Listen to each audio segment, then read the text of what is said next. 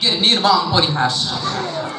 আজ বাংলাদেশে জামাত ইসলামকে যারা নিষিদ্ধ করেছিল, আজকে বাংলাদেশের 18 কোটি মানুষ নিষিদ্ধ করে দেশ ছাড়া করেছে, অস্তিত্বহীন করেছে, মেরুদণ্ড ভেঙে দিয়েছে, জনবিচ্ছিন্ন করেছে।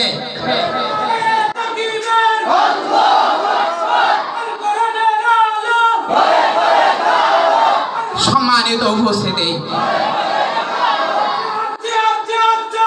সম্মানিত উপস্থিতি, আপনাদের দৃষ্টি আকর্ষণ করছি। আমিরে জামাত একটি বক্তব্যে বলেছিলেন, এই শ্রমিকরা কেন এই সময় কর্মব্যস্ততায় থাকার কথা ছিল, এই সময় তারা কেন কর্মবিরতি দিচ্ছে, কেন তারা রাস্তায় নেমে আসছে, কেন তারা রক্ত ঝরাচ্ছে, কেন তাদের জীবন দিতে হচ্ছে।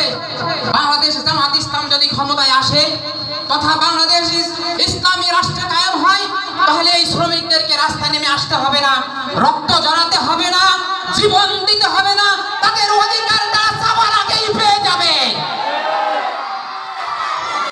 আমি দীর্ঘায়িত করছি না, আমি আমার বক্তব্য শেষ করছি।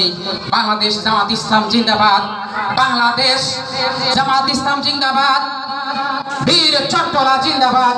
আসসালামু আলাইকুম ওয়া রাহমাতুল্লাহি ওয়া বারাকাতুহু।